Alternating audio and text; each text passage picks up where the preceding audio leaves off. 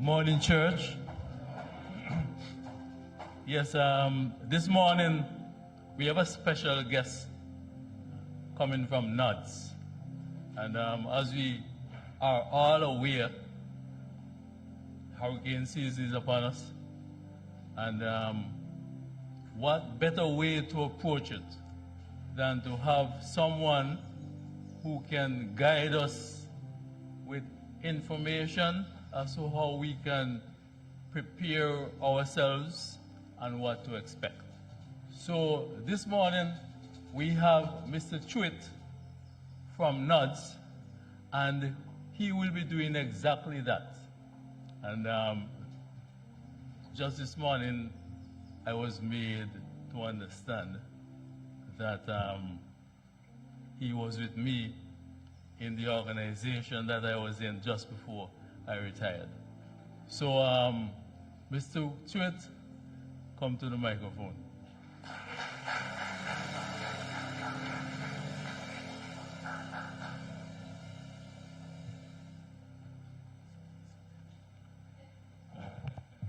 Morning, church.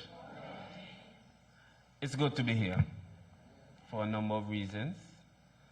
I wouldn't say that I am a true Christian, but I believe in God. So for that reason alone, it's good to be here.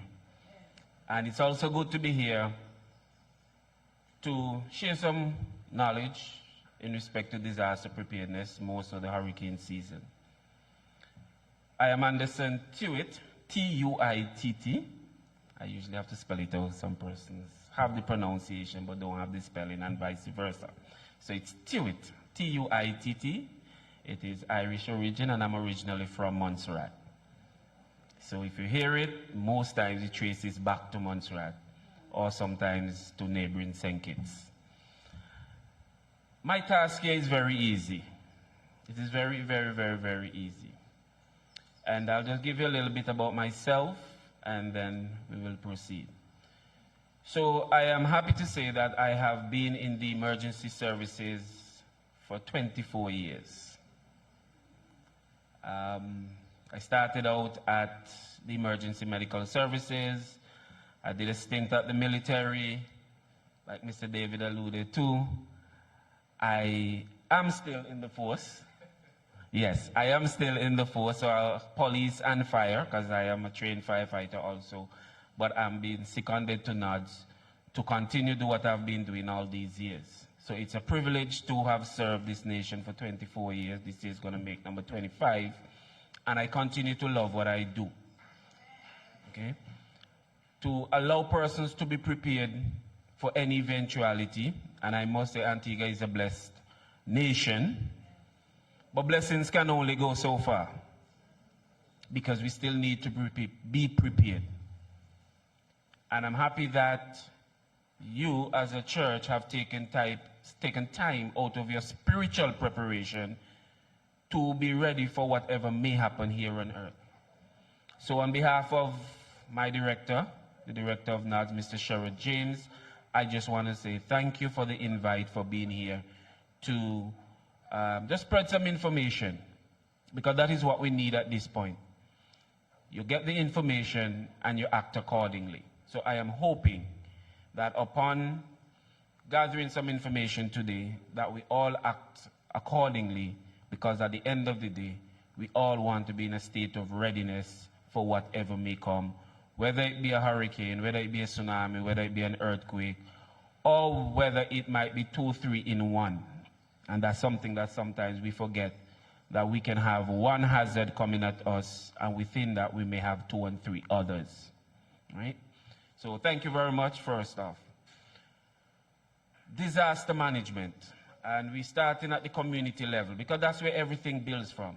And if you think back many years ago, everything came out of our home, our state of readiness, preparing our children for school, preparing them for church, preparing them for life. Everything started in our home. And it's the same thing for disaster management. It all starts with us as individuals. It all starts in our homes. We must be prepared in our homes. If we're not prepared in our homes, we cannot be prepared in our societies. Because it's what you do in your home you take into society, into your workplaces, into your church. Whether you're having recreation, whether you're going to college, whatever it is, it all leads back to home. And that is why we're asking persons to be prepared in their homes. Response. But before I go to response, anybody know what's a hazard and what's a disaster? What's the difference between the both of them?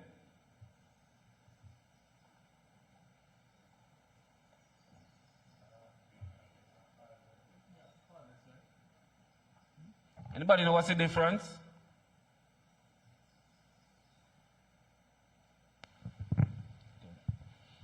Yes. Disaster, hazard. There's a difference. What is a hurricane? Is it a disaster or is it a hazard? A disaster? Let me see the hands of all who say it's a disaster. Okay. Let me see the hand of all who say it's a hazard. I see a few. And you said both? And who said they don't know? If you don't know, you just don't know. You said both. And they're both hazards. All right. So what's a flood? A flood is a disaster? Yes. Is it a hazard? It's a hazard also. All right. I'm going to give you the distinct definition of both, because they're actually different. A disaster happens when a hazard impacts an area or a community and overwhelms the resources of that community. A disaster is a hazard that impacts a community and overwhelms the resources of that community.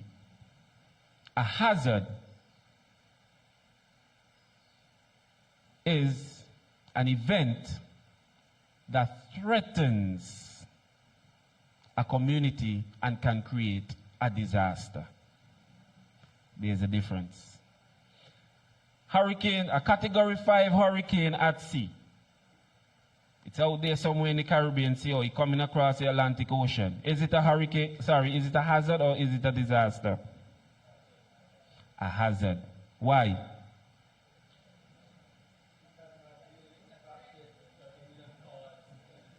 Right. It's a threat and it hasn't impacted. So, based on that, a hurricane is a what? A hazard. Flood.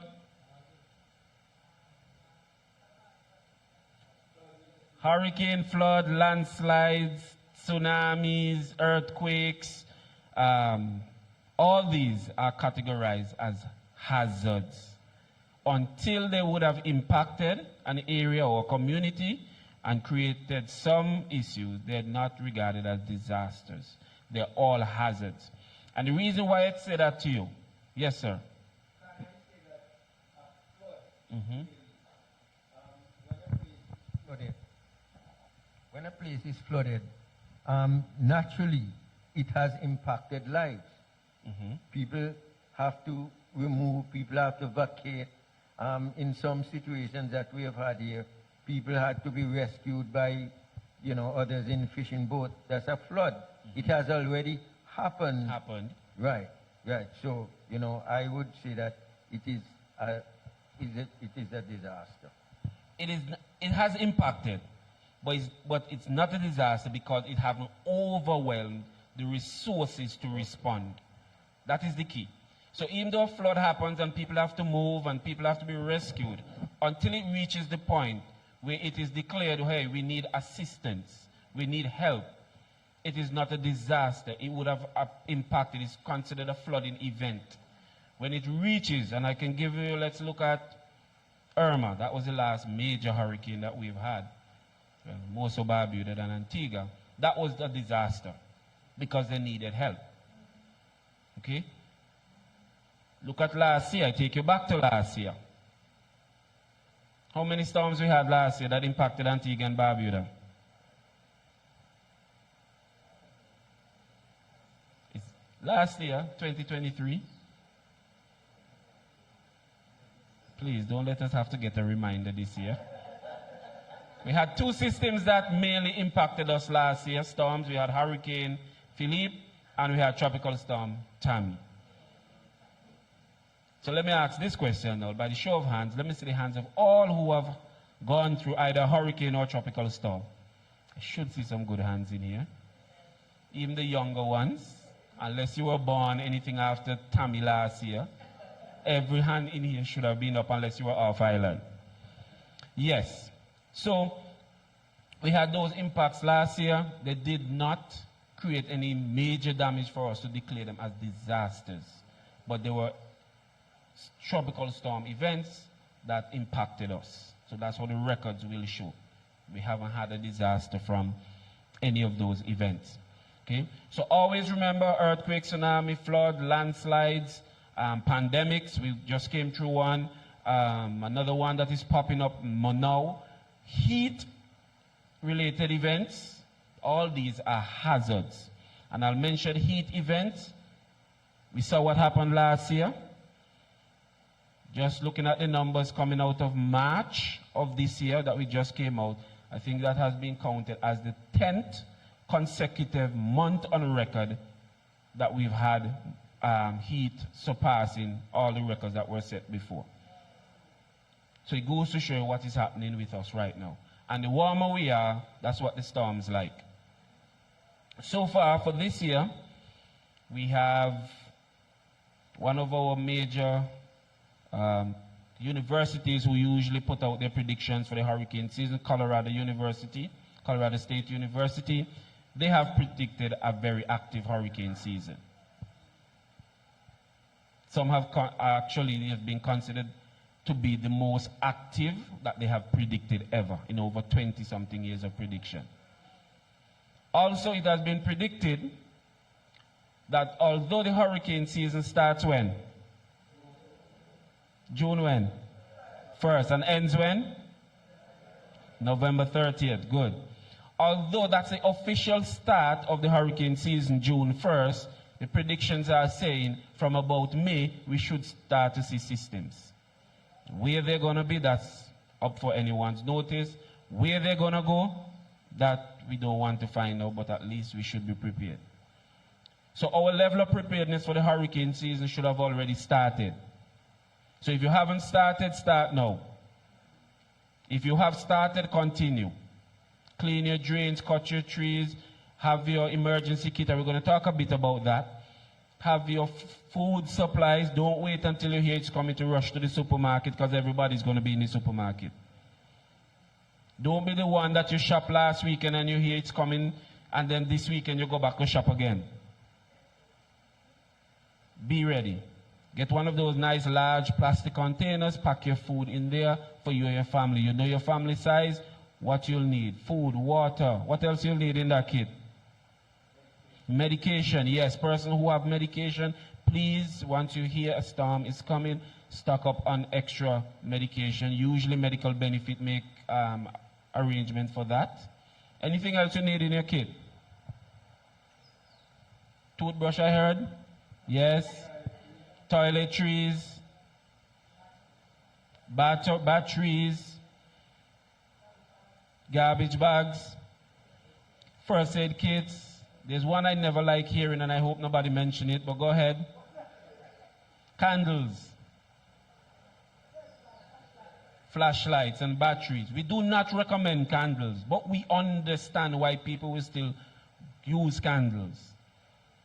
Why we don't like candles? Anybody have an idea? Open flame, they can cause fire easily. And I'm looking at some of the faces in here, and you know those old kerosene lamps? Yes, they're still around. Please, the hurricane lamps, we ask persons not to use them.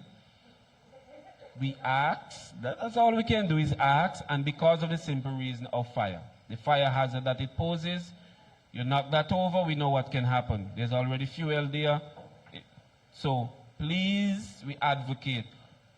Modern technology now has created some nice ones looking the same way, but they work with battery, some with solar power. So please, if you can get those. Those are the major two hazards that we worry about. Everything else, flashlights, make sure you have batteries, extra batteries. But please be in a state of readiness. So that's your emergency kit, and we're going to go through it briefly. So if you look at the screen, you'll see creating a family plan. And it's very important that families know what to do in the event of an emergency. So I'm going to go back and forth with the hurricane season and emergency, trying to get everything in one. Family plans are very important, especially if you have children. They themselves need to know what to do. Let me see the hands of all who knows the emergency plan for their child or grandchildren or their their niece or their nephew's school. Look around. Look around.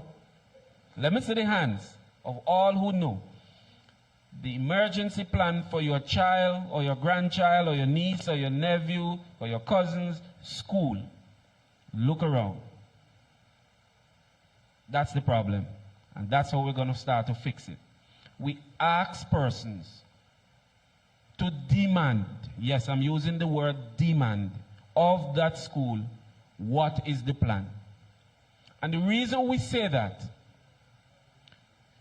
cast your minds back to November, I think it's around the 9th or the 10th of 2021, when we had that flooding in the afternoon. We were suddenly inundated with water. That many people were caught stranded, including myself. A usual 10-minute drive home from where I was took me 3 hours. And we're still in Antigua. There was the magnitude of water in the St. John's and the outskirts for hours on end. Streets were blocked. What if that happened while during normal school hours? What's the school's plan? So I implore of you to demand of the schools the emergency plan. And I can tell you, most schools, they do have a plan. They do have it. So I'm not saying it because they don't have it. Most schools do have it. The issue is they either don't practice it as often or they don't share the information to parents. But they do have it. Because there may be situations that you may not be able to get to that school. What is the plan in place to protect that child? So you see, it comes down to your family plan. So you look at your family plan and you ask yourself, if I'm at work and my child is at school and I cannot get to my child, what happens? Think about it, an earthquake. You may not be able to get to your school to collect the child. The child may remain there for hours. What will the school do? And usually I'm asked by teachers, but my child is in another school, what do I do? I usually say to my teachers, you are entrusted to protect someone's child. Somebody is entrusted to protect your child. So you also have the right to ask that school, how is my child protected during an emergency? And if we continue to think along those lines, everybody eventually will have that idea of preparedness. Think of your church. You're here today. Anything can happen today. What do you do? And this is the move that we're making to get into churches on Saturdays and Sundays. Because when you really think about it, you have a large number of persons gathered in one area. What happens if an earthquake hit now? Do you know what to do? What's that? Drop, cover, and hold on. Exactly. But here's the question. You drop. So you drop to the floor. Where are you going to take cover? Under the bench? Let me see the hands of how many persons believe that they can get under this bench right now. Okay. But in passing, I wasn't there because I didn't feel the full impact of Hurricane Louis. But I was told some person found themselves in cupboards that days and weeks and years after, they could not get themselves back into the same cupboard. Fright have a way of making us doing things. So maybe, I'm not going to say that if it happens, that maybe the whole church may not end up under these benches. Because it can happen. Maybe the problem would be how many persons can get back out. because there wouldn't be no fright to get you back out. Okay? But these are the things that we need to start to think about. What do you do? As a congregation, an earthquake strike, and you are correct, you drop your cover, you hold on. Those who cannot fit under the benches, you can just go down low, ball yourself up nice like a little cat when they get cold, put your hands above your head to protect your head, and you stay there until the shaking stops. But what do you do when the shaking stops? You stay there? Right. So you have to get up. And when you get up, what do you do? You assess, make sure it is safe. I'm looking around the church and I see you have a balcony up there. I'm not going to say those under the balcony should not sit there. Okay? However, you must be careful. Make sure your maintenance team is on the ball to make sure everything is preserved. However, once you get up, you check, make sure you're not injured. You check for your neighbor, your sister, your brother, make sure they're not injured. If it is a very strong earthquake, I would advise going out into the open. You should have an assembly point where everybody goes outside and you check to make sure everybody is accounted for and there are no injuries. Usually, once there's a very strong earthquake, you're going to have aftershocks. And that is why we ask persons to move away from buildings. Okay? And wires. Trees, we're not so worried about, and in most cases, they'll just shake unless something is up there to come down, if it's a breadfruit tree or some mango tree. But usually, once you move away from structures, that is recommended. Emergency drills, that is something we ask that you practice also. In the event of an emergency, there's a fire in here, what do you do? Are there any fire extinguisher around? I didn't see any. Yes, I was looking. There's one. Where is it? It's behind me. So the mere fact I came in here and I didn't see, that means in the wrong position. Yes, it's in the wrong position. I would admonish of you to utilize the resources around you. Just around the corner there we have the All Saints Fire Station. You can invite them to come and do a walkthrough with you. And they will give you some safety tips as to how to protect yourself in the event of fire. You have smoke alarms? No. All right. So you see. But she said the fire extinguisher is where? Behind me? Oh, it's in the room. You see the problem? And I hope the room is not locked and somebody have the key for it. Okay. But these are some of the challenges that we're facing, that resources that should be readily available, they are somewhere. And I'm not saying this in any way to belittle you, I'm just showing you the level of awareness that is required. Something happened right now. If it was mounted on the wall, it would be easy for me to grab it and use it, or anybody who is trained. Putting it in the back room, I don't know where in the back room it is. What if the fire is in the very room that it is in? I would also recommend that you have one on the top. The balcony where you have all those electronics up there and electrical, one should be up there. In the event, you either put it up there or you put it at the staircase, that in the person going up, they can grab it and go up. Whichever one, or it can be up there, that once they're up there, they can grab it probably to the back on the wall. These are some of the things we look at and we take for granted, but in the flick of a finger, things can happen. Okay? But when we look around our communities, we look at the emergency bag. How many of you have an emergency bag at your home?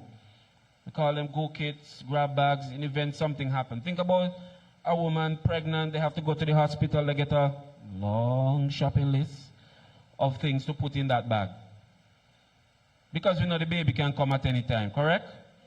Yes, the closer you get to that date, we know the baby can come at any time. It's the same thing we're saying with your grab bag, your emergency kit, you must have them. Also your personal documents, important documents, secure those. Always have them secured. So you can grab them and go. Okay? Your DDC system, anybody know what is DDC? District Disaster Coordinator. This area is what? Suites. So, I'll just give you a brief. We have a system in place at NODS that governs both Antigua and Barbuda. We are divided into 17 districts. And the districts fall along the same political lines. Not that because we are political, but it's already created, so why duplicate the system? So we use the same system. So if tomorrow they change the boundaries, we'll change our districts too. Because it's much easier to work that way. So we have 17 districts. So this area falls under which constituency? All Saints East and St. Luke's. So you are under that district, All Saints East and St. Luke. You had a question, ma'am? Okay. So you fall under that district. Anybody know who is the district coordinator? Burton Adelta. Adelta Burton. She is the district coordinator for this area. So she's the one who we would liaison with, who manages this area. Because we at NADS, we don't have all the resources. So we've split the country, include Barbuda is a district unto itself, into districts, and we have teams in each one of the districts that work at the community level, and they feed us back information. That is how we know the shelters for this area, and I would let you know the shelter list will be coming out maybe within the next month or so, maybe before that. Okay? And the shelter list is a list that we use throughout the year. So outside of the hurricane season is the same list. Because remember we spoke about hazards. Hazards can strike at any time. And we may require these shelters. If you have a fire that burns quite a few homes and persons need to be sheltered overnight or for days, we will open one of these shelters, whichever one, to make those accommodations. Same thing if we have landslides, earthquakes that destroy people's home and they need shelter, we will open those shelters. Some of the shelters are churches, some are government schools, and one or two are from the private realms. Okay? But most are made up of structures from the government. They are inspected every year by engineers of the Public Works Department. So every year they have a checklist they must go through to satisfy themselves and us that these shelters are ready in the event of not only hurricane, but any other hazard that may threaten us. Okay? So we look at our family plan, you make sure that your family is secured. Here's my question. When we look at the hurricane season, and you think of your homes, how many persons can put up their hand and say, my home is ready? Whether structurally or internally. No hands? Why you believe you're not ready? Why you believe you're not ready? Why you believe your home is not ready? Whether structurally or internally.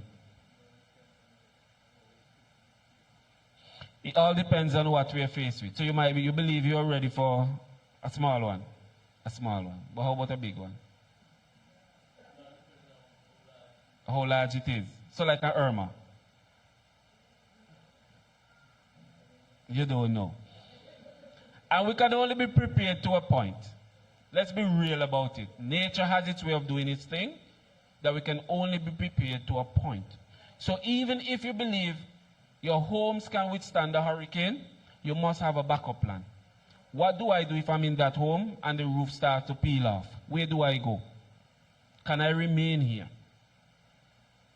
The cost of preparation is enormous. It is very expensive, one, to build a home, two, to maintain it, and three, to, how to put this one? To conform to the rules set out in our building regulation to be hurricane resistant. The code has been updated, they've made some changes, and I'm telling you, it's very expensive. It is very costly. However, what we ask persons to do within your home is to have a safe room or a safe space.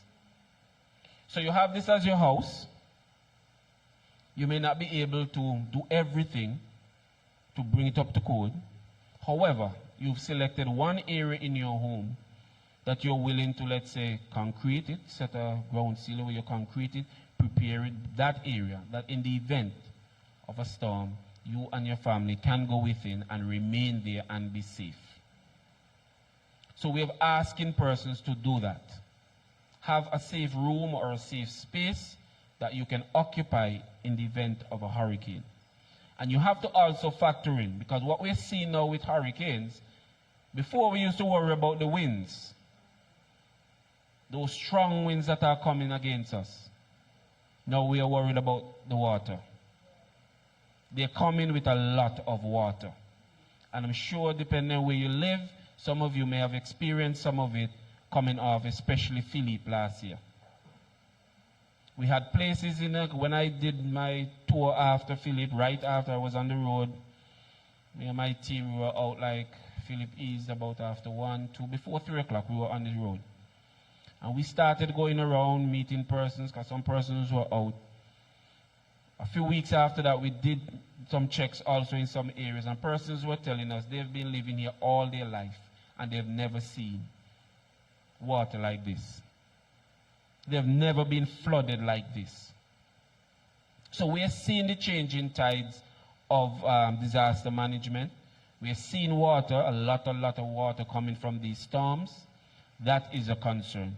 So not only do you need to look around at your homes to see the state of readiness in respect to winds, but you also have to check to see if you are in a flood-prone area or an area that floods. And there's a difference.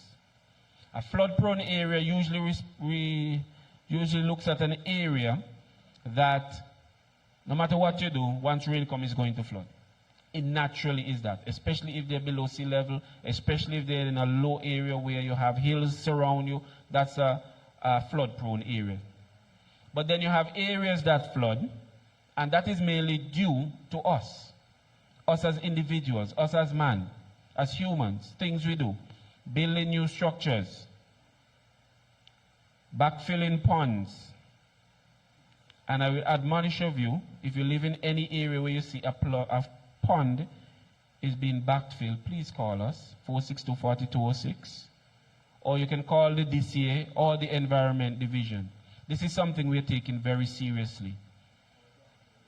All backfilled by now? A large number of ponds have been backfilled. Ponds aid in flooding tremendously. They have a role to play when it comes to flooding. They're just not there for somebody to take the cattle and drink water. If you think of St. John's City, where the ponds close to St. John's City? Country Pond? Any more? How many ponds we have in the city? Many? Some have been backfilled from my estimation. I heard of that. So we have Country Pond, and there's one to the east. We have one to the east of Country Pond, the little smaller ones. And those weren't put there because they want to improve on the aesthetics of the city. From what I was told, our forefathers knew what they were doing many years ago. It's because of those same 2 ponds that prevent St. John's City from being flooded, even though it still gets flooded. Because the water channels into it and it slows it down and allows it to seep out and go down Tanner Street and go to the sea. Had it not been for those ponds, a lot more water would have gone to the city with much more haste and damaged a lot more. So ponds are important to disaster management when it comes to flooding. And yes, we are seeing quite a few backfill, and that is why we are asking persons to report it, because we are actually cleaning some as we speak. Okay? When we look at the hurricane season in general, from June to November, our peak is typically late August, September. That's, I guess, why they call it September to remember. Late August, September into October. That's usually our peak. That's usually where we see those storms coming at us. Not to say that the months before that, nothing can happen. But we just want that once you see those months pass and we're heading into late August, you hype up your preparedness. Because sometimes they do come back to back. And that happened to Barbuda with Irma. Had Irma, within a few days, there was a threat of a next one. They do happen. They do come one after the other. And sometimes, like I mentioned earlier, we do have other hazards threatening within that hazard. I remember last year, California, they were under the pressures of a hurricane, and they had a major 5.0 earthquake while the hurricane was hitting them. So you imagine yourself here being all prepared for a hurricane, the winds are blowing, and then your building starts shaking more than it should. What do you do? So we're taking a multi-hazard approach. We are looking at all the hazards that are around us, and we have to be prepared for them, not just in season, but year-round. If I recall correctly, someone gave God thanks this morning for the showers of blessings that we've been experiencing. And we may just have that trend going for the rest of the week. But do we normally get rain this time? Do we? No. February was declared, I think, the second wettest February in the history of Antigua and Barbuda, February of this year. So imagine that. What was typically our dry season is now becoming a bit wet.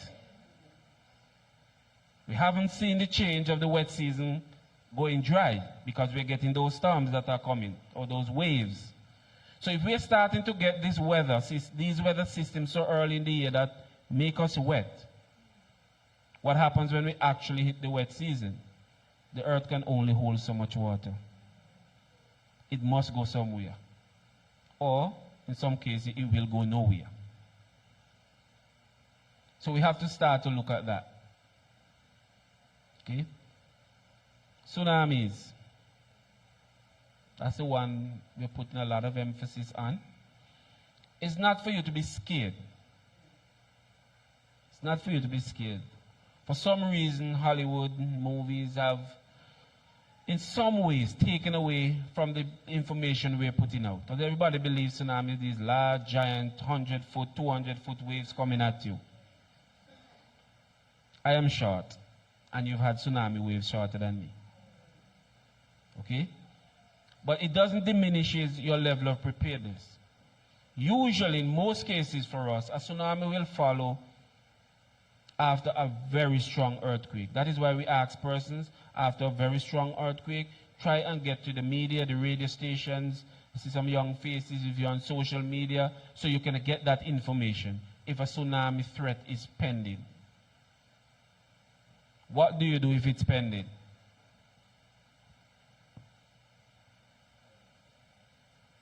What's that? Seek highland. How many persons have highland close to their homes, if you're home? 1, 2. So we are church now and a warning goes out for a tsunami threat. Where are we going? On the roof? Huh? Where are we going? All right. Seek highland. And that is very important. If you're living on the coastline, think about it right around Antigua. If you're on the coastline, we ask persons to come inland. If you're already inland, the threat in some cases, or in most cases, will be little to none. Because you're already inland. When you think of water moving from the sea, and when I look around Sweets that we speak right now, I don't think no sea water is close by. But if for some reason that the water starts to channel in, there are a number of structures and so on in its way will prevent it from actually bringing any strong waves here. More than likely, water will channel through our waterways and go back out to sea. So typically, if you're already inland, you will be considered safe. Only if you're on the coast. So if you work along the coastline, or you're living along the coastline, you will have to have that as part of your plan. What do I do in the event that a tsunami goes out? Tsunami warning. And I'll tell you this much. If you're in the city of St. John's when that tsunami warning goes out, anything west of Independence Avenue, if you're located anything west of there, you need to get to the eastern side. We know it as Independence Avenue. What was the other name for it? East Street. So if you're anything west, so from East Street going all the way down to Heritage Quay, if you're anything below that mark, you need to get up. And we have some options. ARG, Botanical Gardens, Queen Elizabeth Highway, up by Ministry of Education, Finance, Education, Parliament, where the old passport office used to be. All those are height. Sylvester Bird Medical Center, Michael's Mount area. All these are safe areas. So you need to get there. Please, don't try to use your vehicle to get there. Because everybody will be thinking the same thing. And if everybody think about doing the same thing, then what happens? It never gets done, right? You're going to have a traffic jam. Park your vehicle if you can, or if it's already parked, grab what is immediately next to you. I'm not sending you to no back room to go get anything. Grab what is close to you and head to that location. And that is why I asked the question earlier, how many persons know the emergency plan for their child's school or even your workplaces? This you need to know. Speak to your supervisors, your managers. What do I do if there's this level of threat? Because you need to act. Some of you might be tasked to take care of others. Because when we look at the hotel setting, you have hotel workers who might be tasked to take care of guests. They must know the plan. And we always say a plan is no good if everybody don't know it. It serves no purpose to have a plan on paper and have it in a cupboard somewhere or have it in a file cabinet somewhere and say, yes, I have a plan. In my view, you don't. Because that same plan says, Mr. David should know this. Miss this should know that. Miss that should know that. Miss that should do this. But how would they know if you have it on paper and you have it in a file cabinet? Just because someone says you should have it. It is not effective. And it's still not effective if you don't practice it. Because if you don't practice it, you won't know what to do. You won't know where your flaws are. You look at your church again, look around. You're supposed to know how many persons are disabled. Are they at church today? Are they using a wheelchair? Who is responsible for wheeling that person out if something should happen?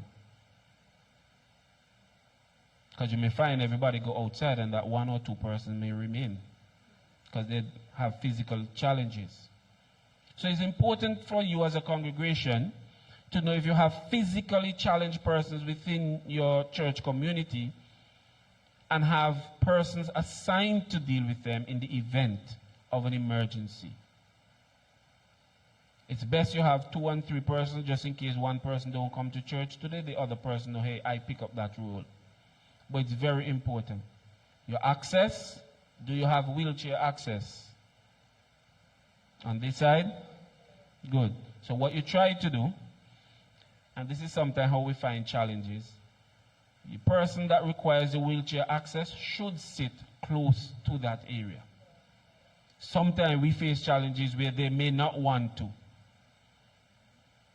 But we find that if you explain to them the reason,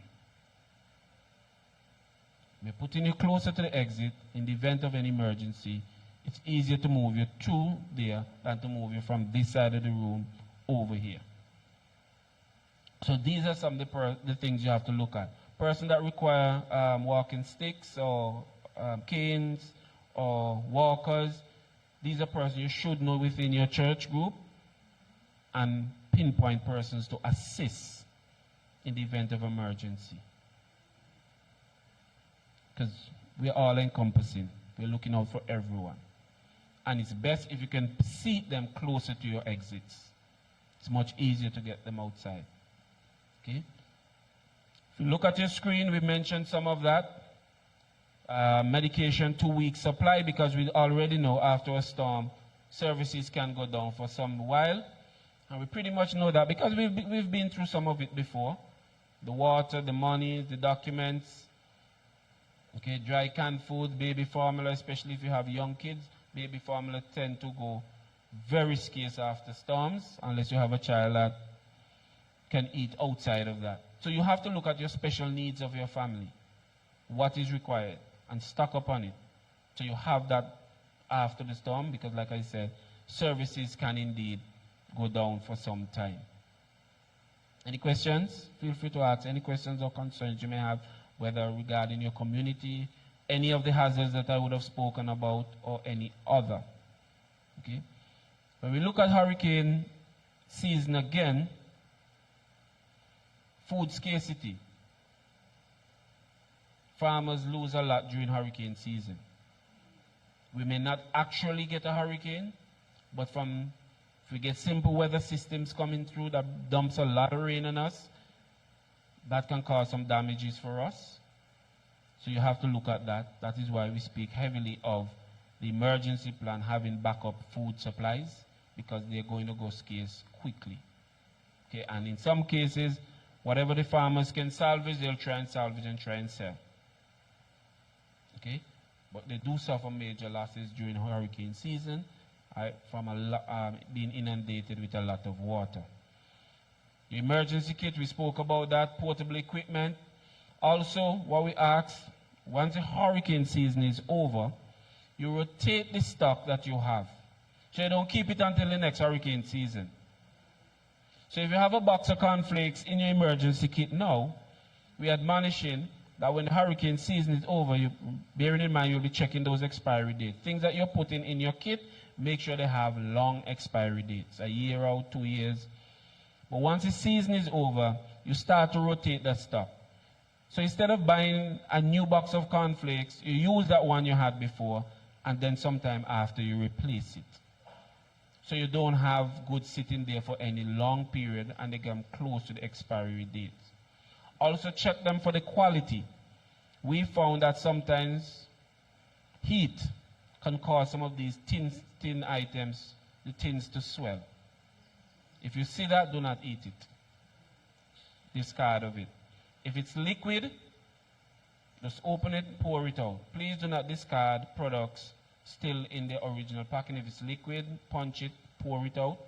Or if it's meats, canned meats and so on, open them and pour them out. Some people give them to their animals. That's your choice. But for human consumption, medications, please do not dispose of medications in your garbage. If they're expired, I know, for instance, most persons get their medication through medical benefit, and they do have a program that they take back expired medication. Yes, I think they should have one coming up. It's called like a brown bag initiative. That once you have a lot of expired medication, you take it back to them and they will discard of it. These things you don't discard of them in your regular trash. We know we have individuals who go into trash. Okay, so that poses, and animals likewise. Okay. So you have to rotate your emergency kit after the hurricane season, move around your food, use up what you have in that kit, and remember to replace it. That's the key. A lot of time we find persons say, yes, I used up what I had, but I didn't remember to put them back. Because they were right there at hand, so they just utilize it. Okay? The structure, your house structure again, if you have to get a carpenter or some credible person, not the cheapest one, make sure that the person that you have checking your homes is a credible person. They know what they're about. Because we find many times persons go the cheaper route and it costs them a lot down the road. Okay? Spend the money now if you have to, or if you have a neighbor or a friend or church brother or sister who can assist you with having your homes checked to make sure that the roof system, the walls, everything is safe. If you have to cut branches hanging over your tree or your homes, please do that. Now is the time for you to be ready. We are in April. And as far as I look right now, April is finished. Because we're just about at the middle point. So we're at the peak, we're going down. And we have May right upon us. And like I said, we already see the trend that's happening with these weather systems coming through, bringing rain. And just before that, we had the heat extreme. It's getting hot.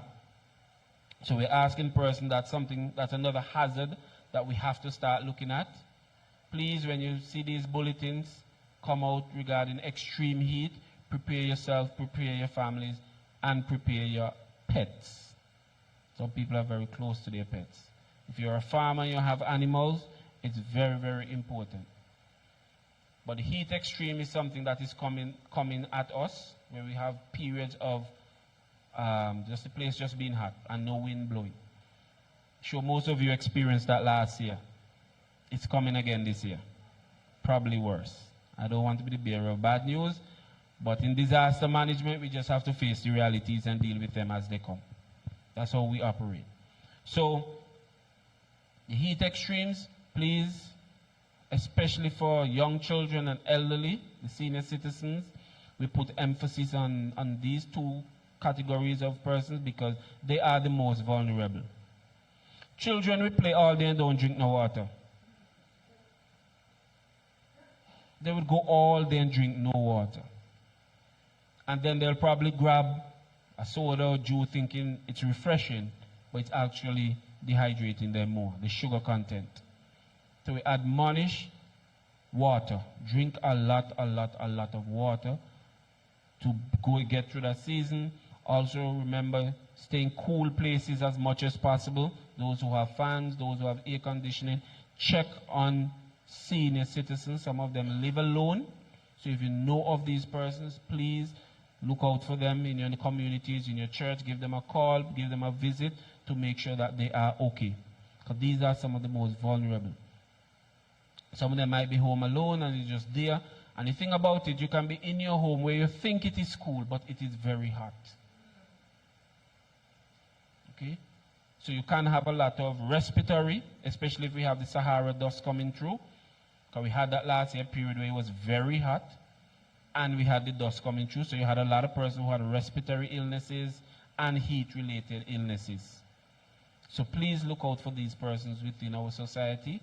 Check on them, give them a call to make sure that they are okay. And if you have to take some water to them, please do that. Okay. Any other concerns that you may have? Whether it's the hurricane season or it's emergency preparedness in general, whether at a church, regarding a school, whatever it is.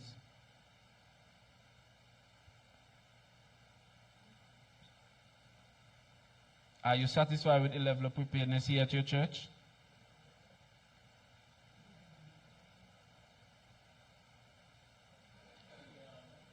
What's that? The trees, they need trimming. Right. If they're close to the building or they're hanging over, we admonish that you do trim them. But what about inside the church? Even if you think you are not prepared, you still have time to prepare. And that's the key. Because what we find is a lot of churches, persons come every Saturday, every Sunday, they sit, they worship, and they go home. Something can happen while you're here. Do you know what to do? I can give you a quick idea. Because since I've been sitting there, I've been looking around. That's what I do. I do this long enough to know, hey, when I come into a place, in the event of an emergency, I know what to do. 1, 2, 3 main access and egress. You can split your church in 4, down the middle. That this section here, this front section, exits there. Same thing on this side, exit here. And those 2 sections at the back will exit through the main gate. I tell you this now, I guarantee you next Sunday some will not remember it. That is why we practice. That is why we practice. I usually tell some churches what you can do is to actually color code where the demarcation lines are. So if wherever the middle is right there, you can either paint the benches there a different color, or you can put a covering or put a marking on the side to let persons know in the event. And why we do that? I am a visitor to your church today. I'm sure you may have weddings here, that you may have quite a few people who are not familiar with the ins and outs of your church. But an emergency happens. Do they know what to do? So that's the whole aim of being prepared. So you have some lovely screens here. That's all can form part of your preparedness. We do have information at the disaster office that we can give to you freely. I'm not sure who was the person that made the contact with the office. Mr. David? Okay, so he's the one in charge. He has been tasked with managing. Okay, good. We have information that we can give you that every Sunday you can put up on your screens as a reminder. So you have some nice young persons up there who are into technology. That is great. Okay? Because they can help. They put the information here, what to do in the event of an emergency. We can give you safety tips, whether for fire, whether for flood, hurricane. Ever so often, you just put them up as some little notices.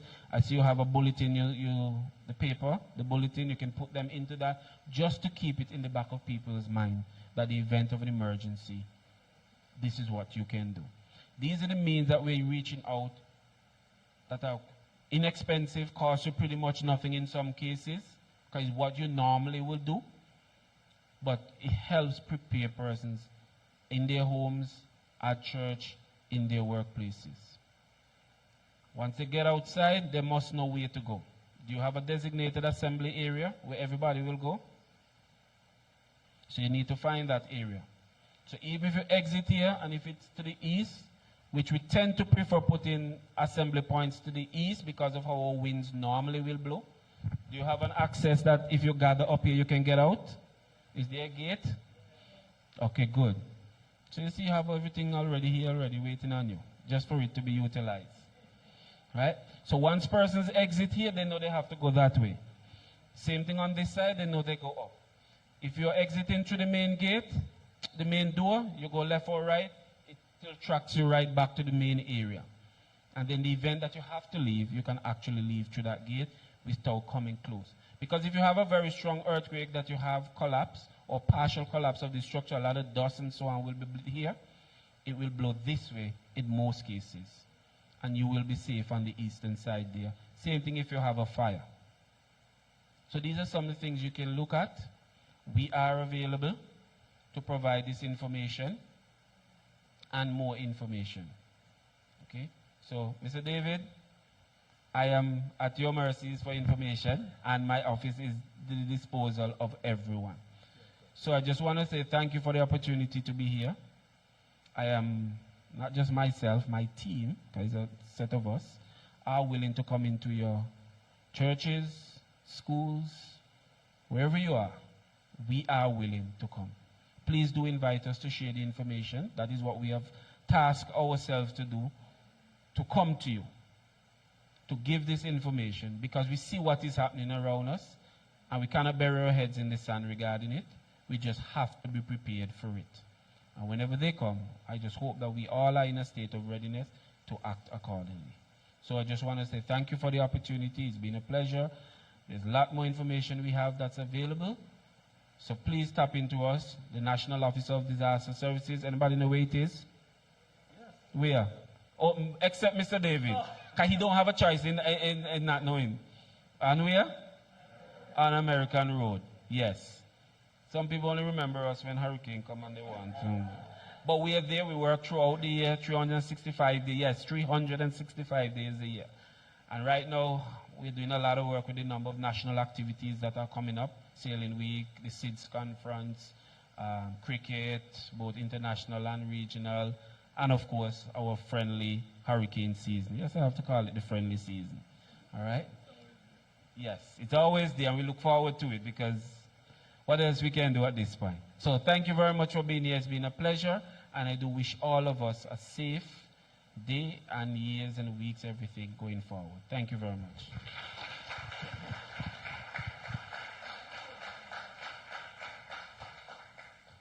Brothers and sisters, good morning. Good morning again.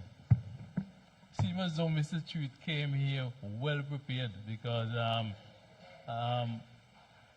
it appeared to me that he was just moving into third gear. Mr. Treat, on behalf of the Cana Moravian Church here in Sweets, we would like to say how much we appreciate you being here this morning. And what actually made me happy is that I took up the phone and called, and it was just as if they were waiting on somebody to call to request someone to bring the information. And for that, we are very happy. And trust me, we will be coming back again. Because as you were saying, earthquake is another serious matter, especially where we have a large gathering. And we would like to know exactly how to have our members being educated as to exactly what they should do in case of an earthquake. So I'll be hitting on your door again, not knocking, hitting on your door again. And I expect more information coming from NADS. So on behalf of Cana, we would like to say how much we appreciate you being here this morning. And you are one of us. Thank you very much.